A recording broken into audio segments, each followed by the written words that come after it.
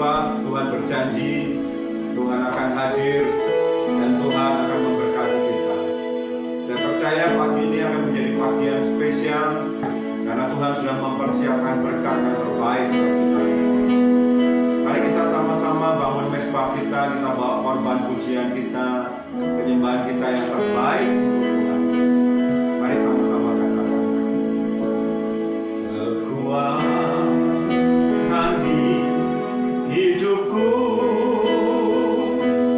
ku dapat dalam Yesus.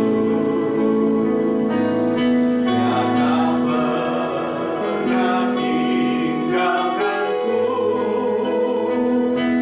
setia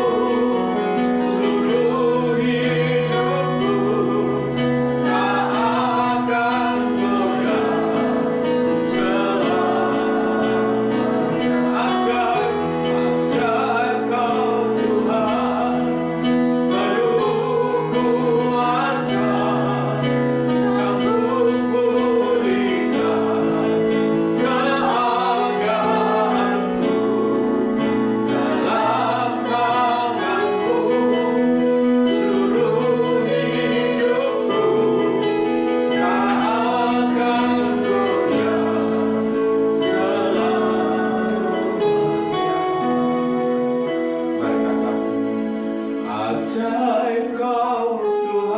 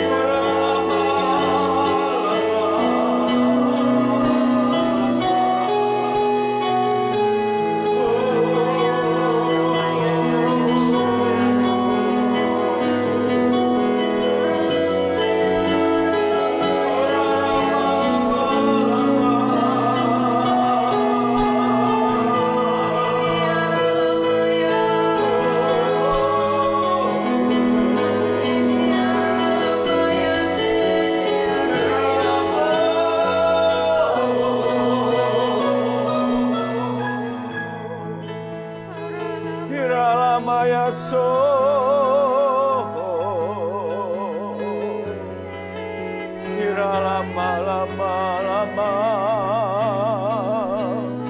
Uralamayasi,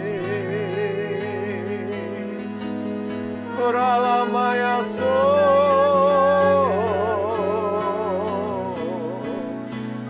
Iralamayaso, Iralamayasi, Uralamayaso, Engkau yang memulihkan.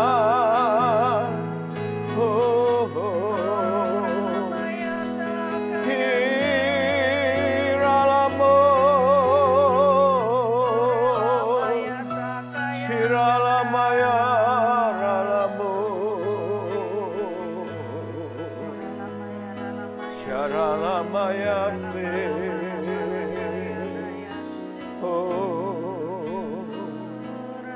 Yalamayasu, Hiralama-lama,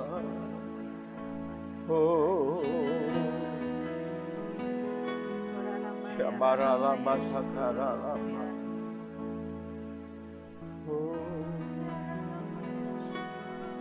terima kasih, terima kasih.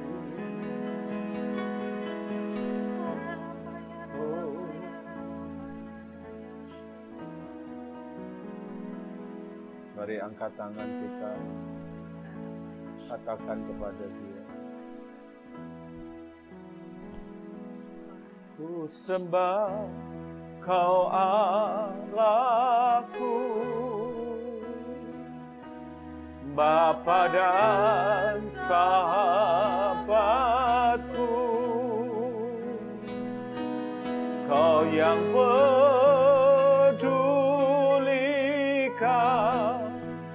seluruh hidupku,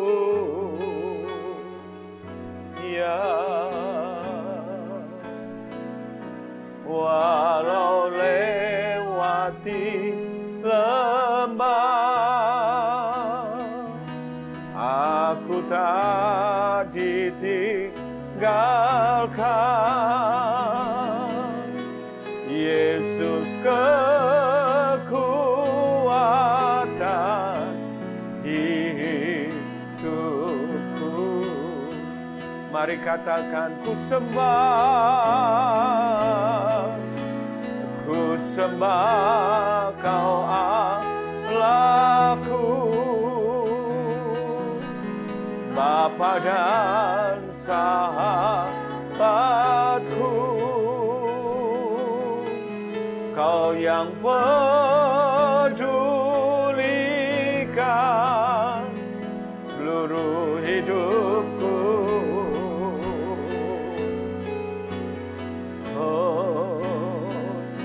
Walau lewati lembah, aku tak ditinggalkan. Yesus kekuatan di hidupku. Sekali lagi katakan, ku sembah, ku sembah Kau Allahku, Bapa dan sahabatku, Kau yang pedulikan seluruh hidupku.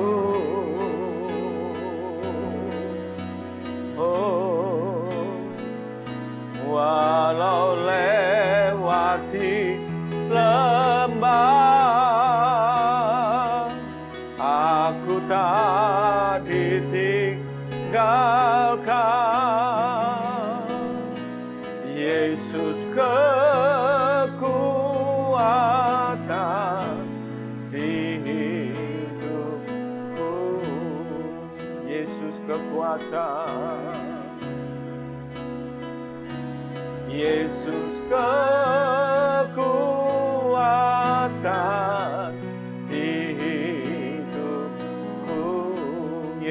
kekuatan, Yesus kekuatan di hidupku. Benar Tuhan, Engkau kekuatan kami. Engkau yang memampukan kami melewati masa-masa yang sulit, masa-masa yang berat ini. Engkau yang menjadi kekuatan buat kami. Engkau yang menjadi andalan buat kami. Engkau yang terus menuntun kami Tuhan. Mari Engkau urapi kami pagi ini. Engkau persiapkan kami untuk kami boleh menerima dan mendengar suara-Mu. Kami rindu dituntun untuk kami terus berjalan mencapai apa yang Tuhan mau. Terima kasih, kami percaya Engkau sudah sediakan berkat yang terbaik untuk setiap kami yang mengikuti program ini. Terima kasih Tuhan, kami siap mendengar firman-Mu. Dalam nama Yesus, mari sama-sama katakan, amin. Nah, shalom Bapak Ibu saudara yang dikasihi Tuhan. Tanpa terasa kita sudah masuk 7 bulan masa pandemi, masa yang berat, masa yang sulit. Dan kita sekarang ada di penghujung akhir tahun 2020. Kita sebentar lagi akan mengakhiri bulan Oktober. Dan kita akan masuk bulan November. Nah, what's next? Apa yang Tuhan mau sampaikan untuk tahun 2021? Nah, saudara, saya mendapatkan, artinya gereja ini mendapatkan bahwa tahun 2021 adalah tahun pemulihan dan tahun pengembalian. The year of restoration and restitution. Dan kuncinya untuk mencapai itu adalah iman. Nah, nanti saudara bisa dengarkan tuntunan ini di doa malam Rebo kemarin. Apa yang saya sampaikan mengenai the year of restoration and restitution.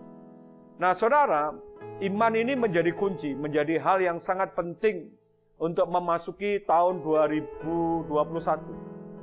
Supaya tahun itu menjadi tahun pemulihan dan tahun pengembalian. Nah, berbicara mengenai iman, minggu lalu saya sudah sampaikan bahwa iman itu ada dasarnya. Ya, Ibrani 11 ayat 1, dasar dari segala sesuatu yang kita harapkan. Nah, kata dasar itu ditulis dengan kata substance, ya, bahan.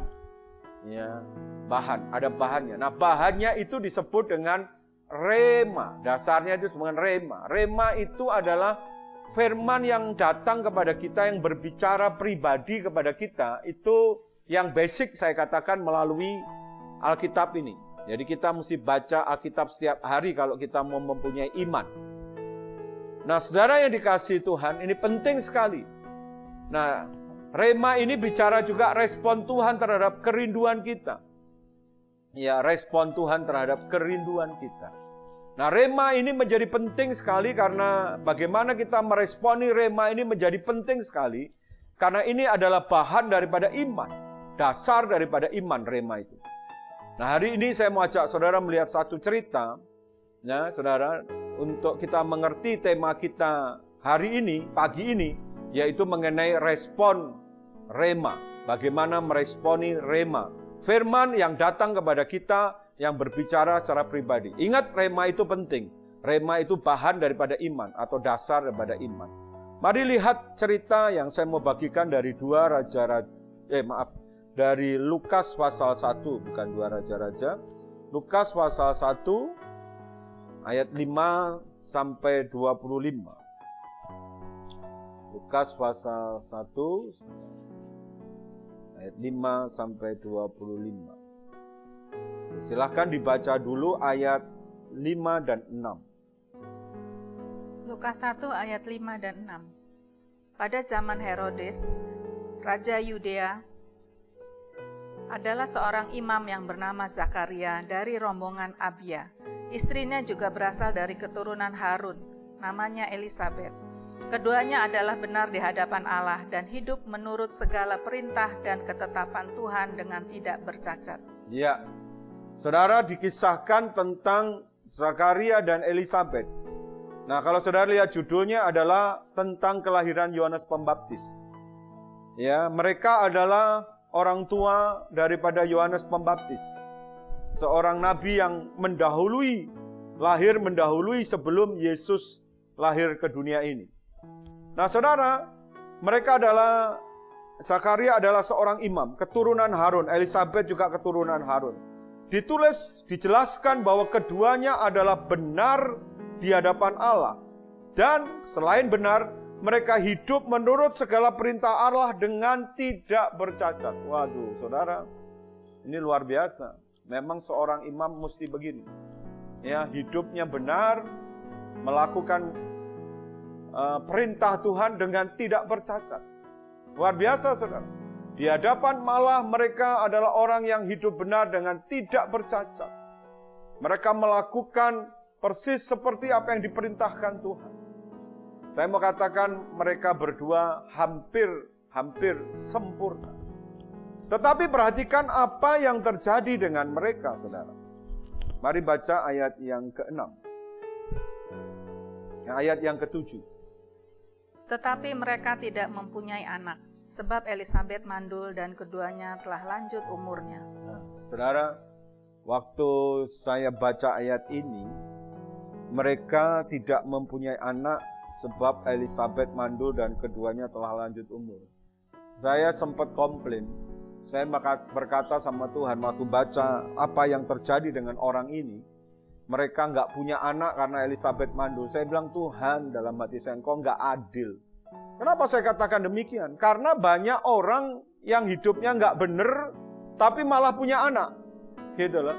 Anaknya malah banyak. Bahkan orang yang sudah nggak pengen punya anak, malah punya anak terus gitu, saudara. Tapi orang yang benar, yang tidak bercacat, ya melakukan perintah dengan tidak bercacat, masa saudara saya itu sampai sempat mikir, anak aja nggak dikasih sama Tuhan. Dan ditulis, saudara, mereka sudah lama itu memohon untuk punya anak.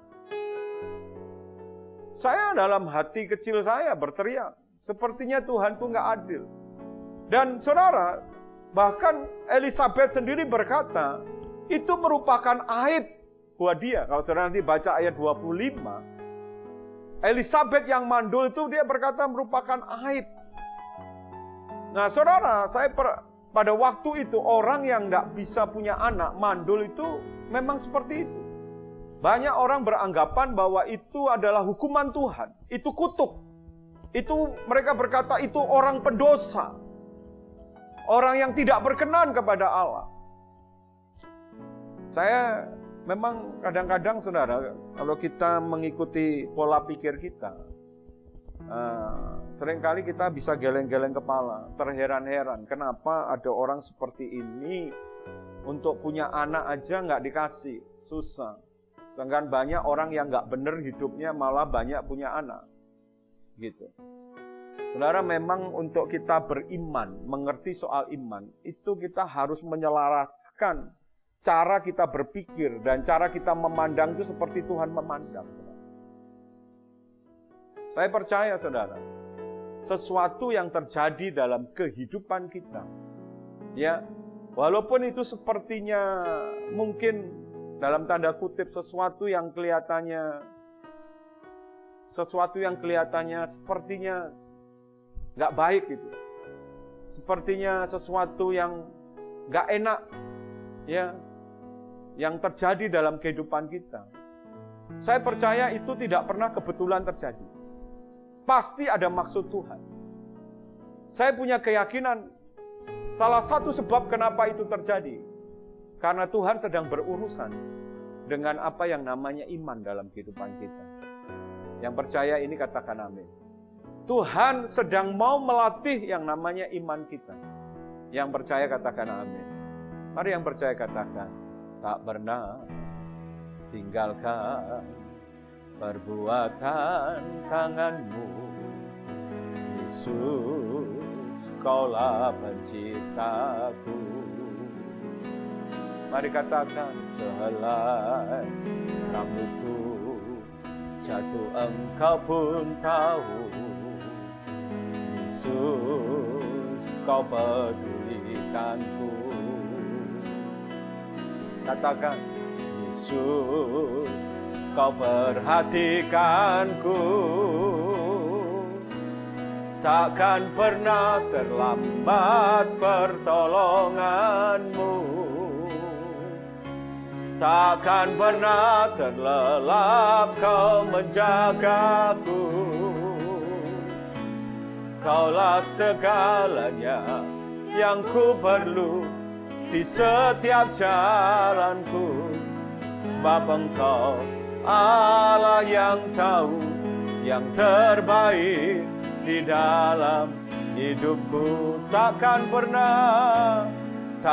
pernah terlambat pertolonganmu, takkan pernah terlelap kau menjagaku. Kaulah segalanya yang ku perlu di setiap jalanku, sebab Engkau Allah yang tahu yang terbaik di dalam hidupku. Nah, hal ini mengundang saya menimbulkan pertanyaan, di mana sebetulnya letak persoalannya? Kenapa orang yang benar, yang tidak bercacat ini melakukan peraturan Tuhan dengan tidak bercacat ini kok mengalami keadaan seperti itu?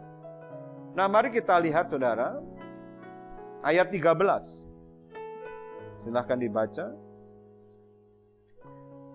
Lalu malaikat Tuhan datang kepada Zakaria, ayat 13. Tetapi malaikat itu berkata kepadanya, "Jangan takut hai Zakaria, sebab doamu telah dikabulkan, dan Elisabet, istrimu, akan melahirkan seorang anak laki-laki bagimu, dan haruslah engkau menamai dia Yohanes." Ya, saudara, pada waktu itu malaikat Allah datang kepada Zakaria. Nah, saudara, spiritnya saudara mesti tangkap. Malaikat ini adalah malaikat Gabriel. Ya, saudara, intonasi daripada perkataan Gabriel ini yang saudara mesti tangkap. Saya punya keyakinan waktu Gabriel ini datang kepada Zakaria, dia datang dengan penuh antusias, membawa kabar baik. Ya saudara, saya percaya orang kalau bawa kabar baik itu pasti penuh antusias. Gitu. Saya percaya waktu malaikat ini datang, Gabriel datang kepada Zakaria, itu saya rasa intonasinya tidak seperti istri saya. Dia akan pasti berkata, "Hai Zakaria, janganlah takut. Nah, sebab doamu telah didengar oleh Tuhan." Ya. Sebab doamu telah dikabulkan oleh Tuhan. Wah, itu saya rasa terus bla bla bla itu.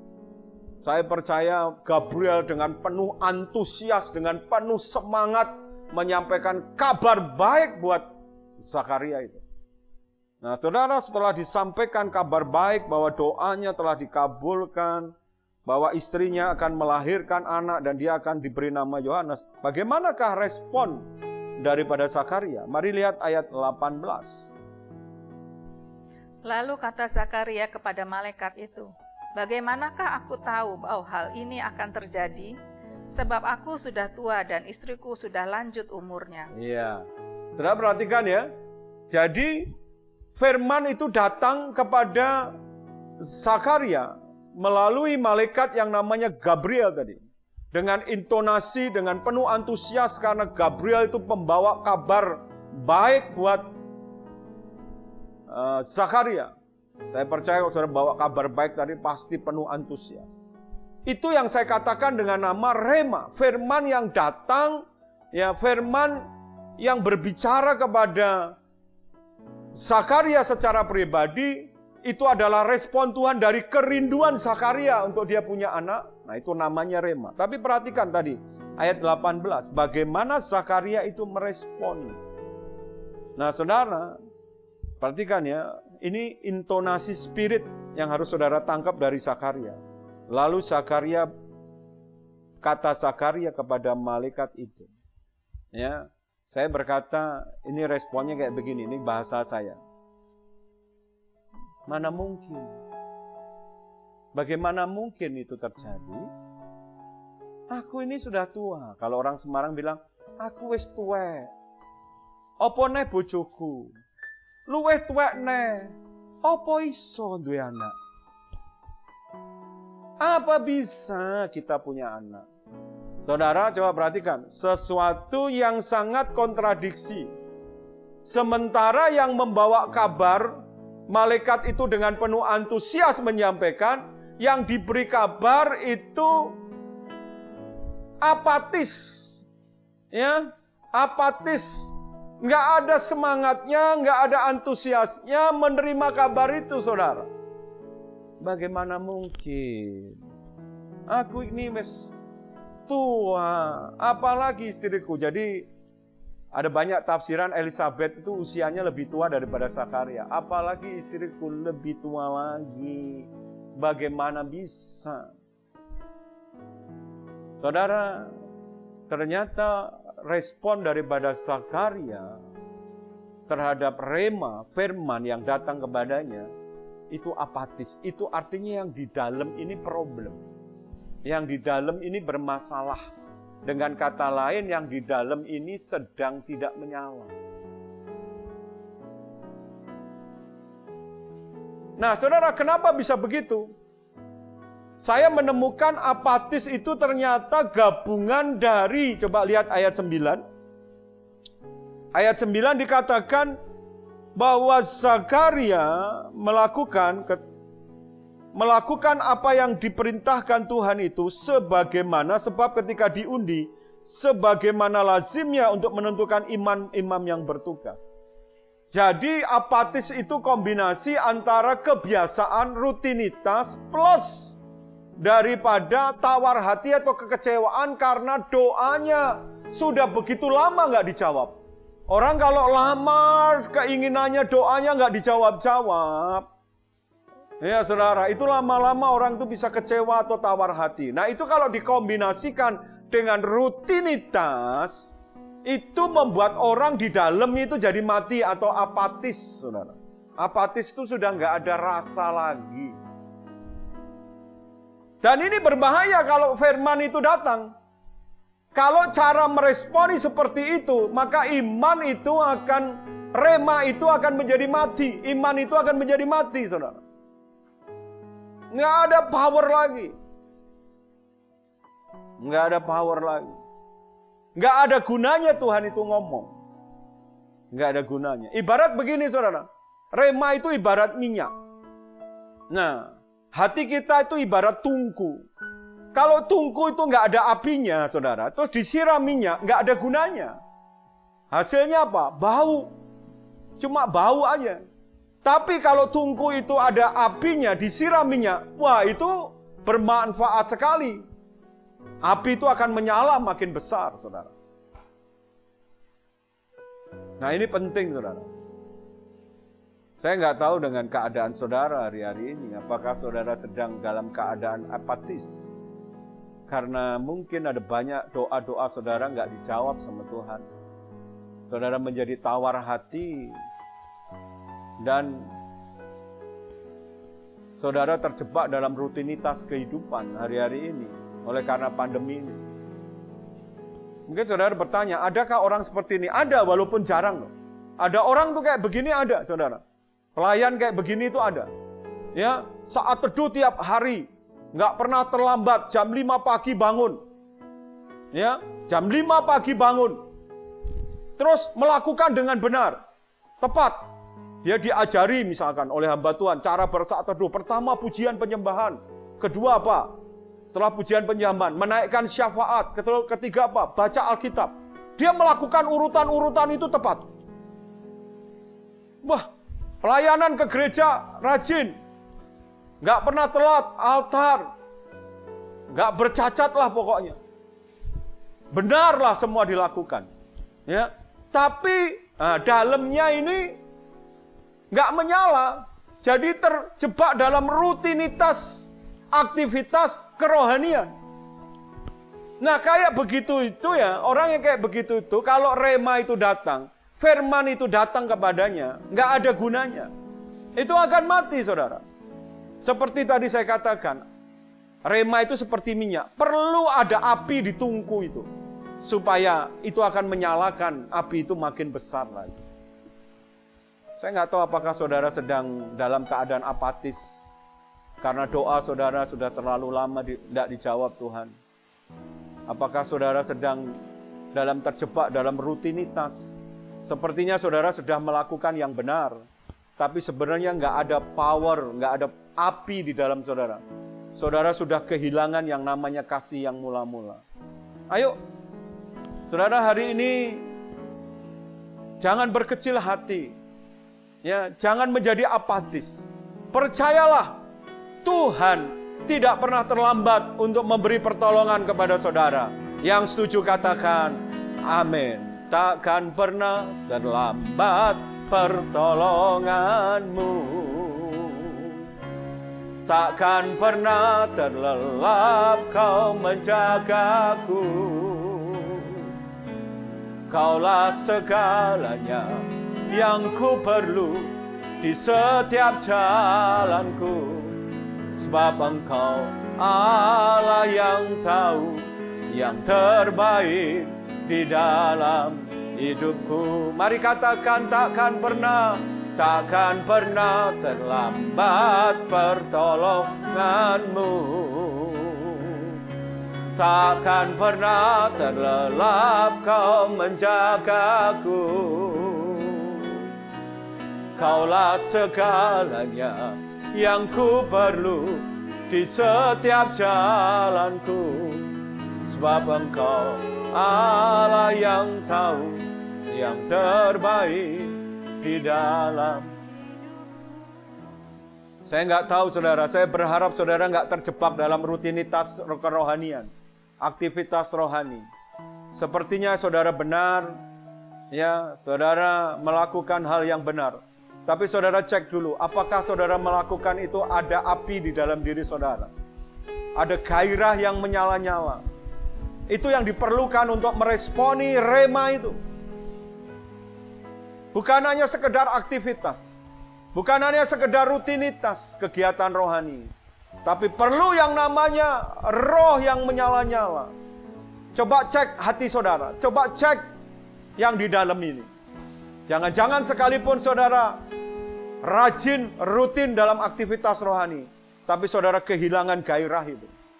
Rema itu perlu diresponi dengan gairah itu. Nah, mari saudara lihat bagaimana caranya malaikat itu untuk membangkitkan kembali gairah, ya, roh yang ada di dalam daripada Zakaria itu. Mari baca ayat 20.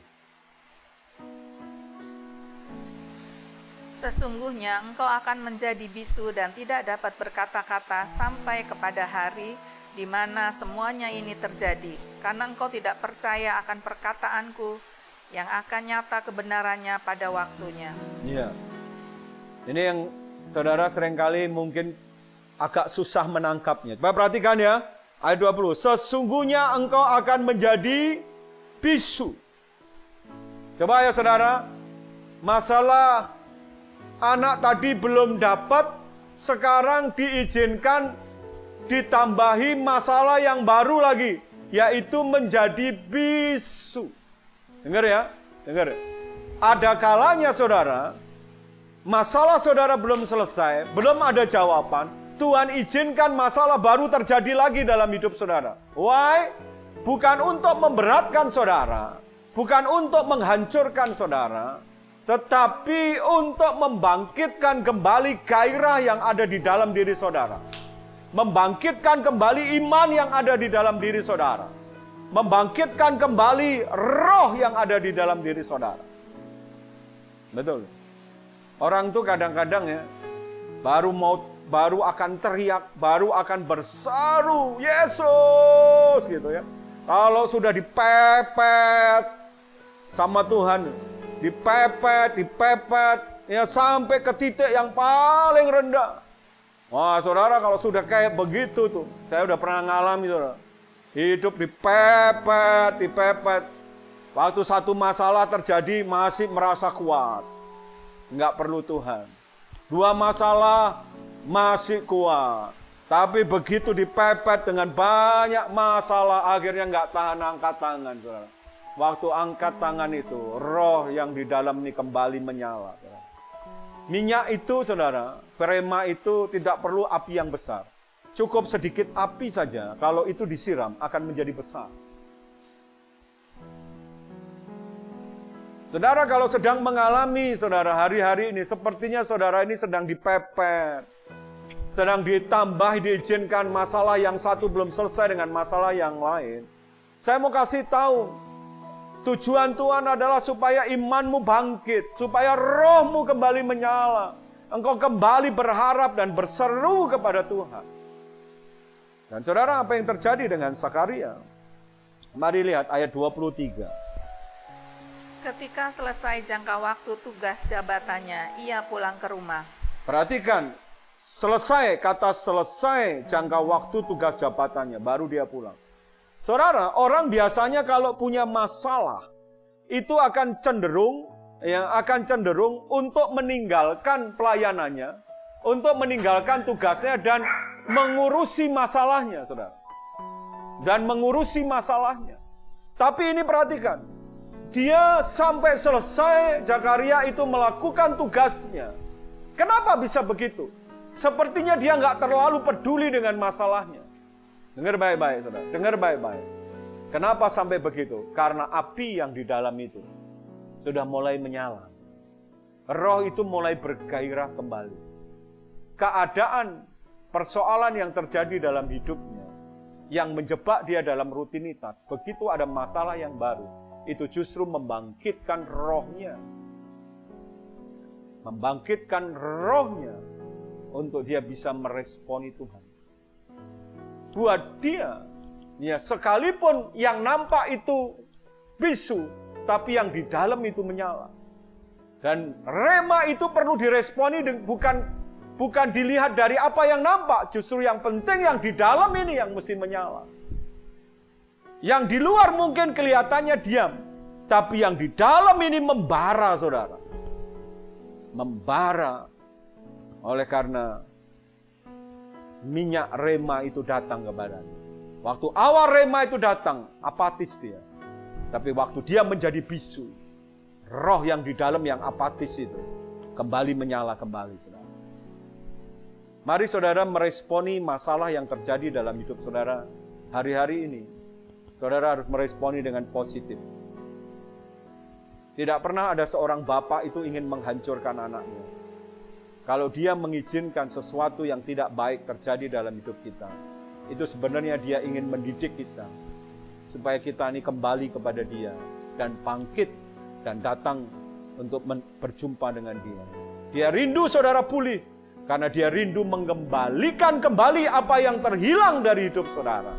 Oleh karena itu saya berkata, dengan iman, tahun 2021 adalah tahun pemulihan dan tahun pengembalian.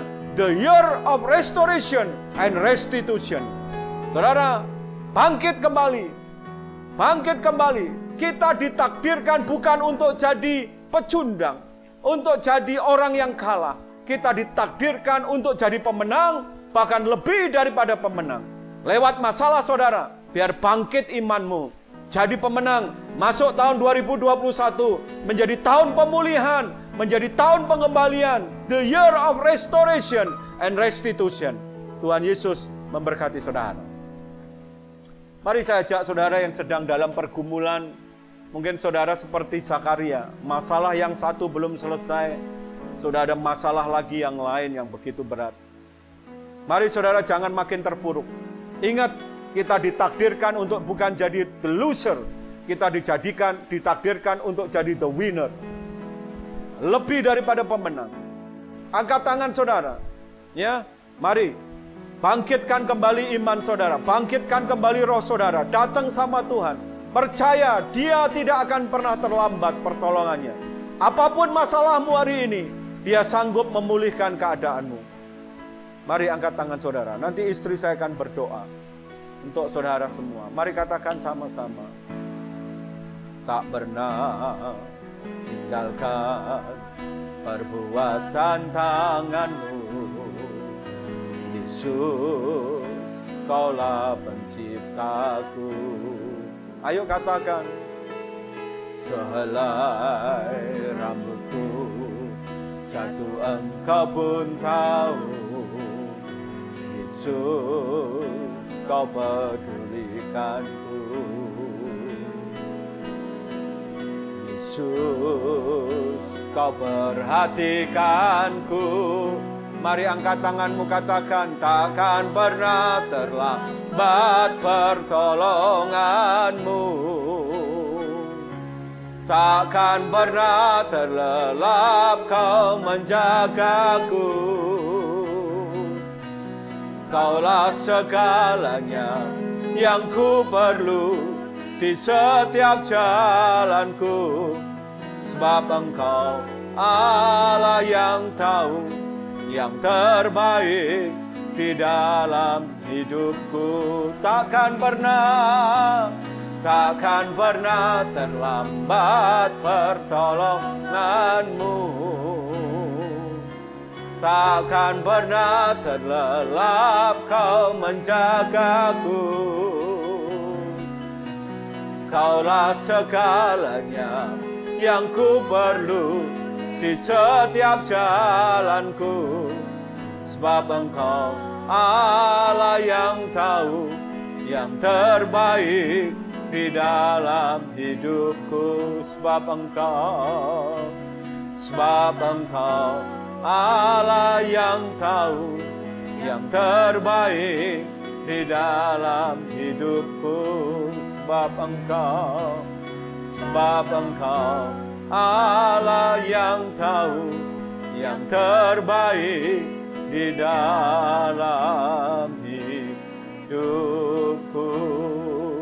Mari yang mau didoakan, angkat kedua tanganmu, sembah. Apapun masalahmu, ayo bangkit. Jangan apatis. Bangkit.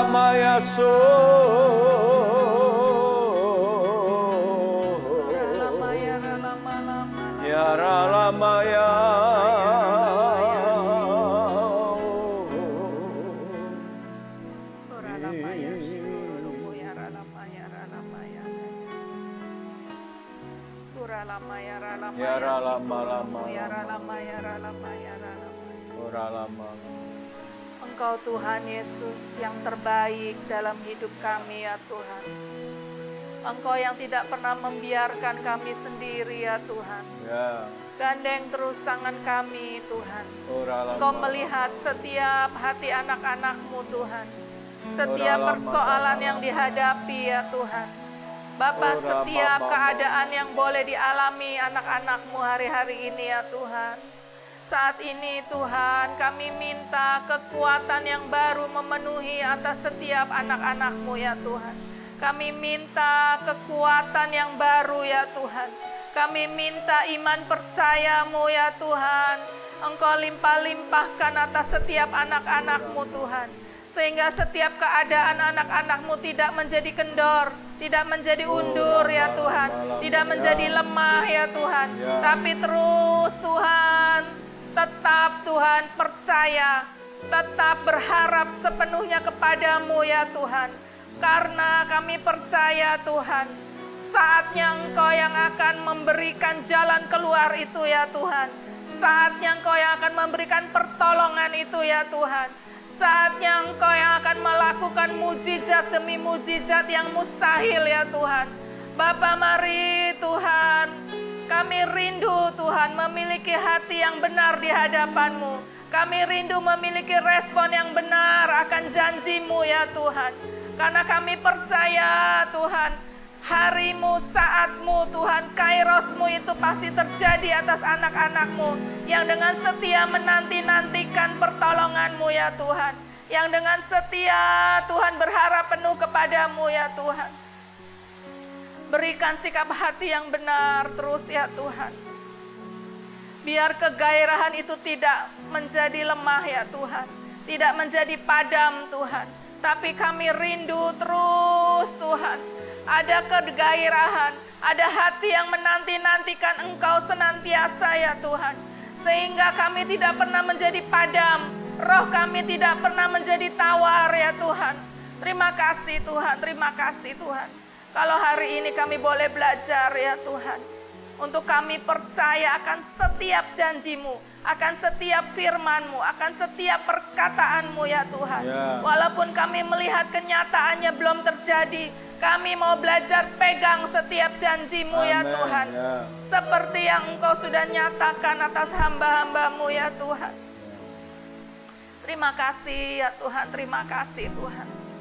Terima kasih untuk setiap keadaan yang boleh diizinkan terjadi. Terima kasih ya Tuhan. Setiap persoalan akan membawa kami menjadi terus semakin kuat.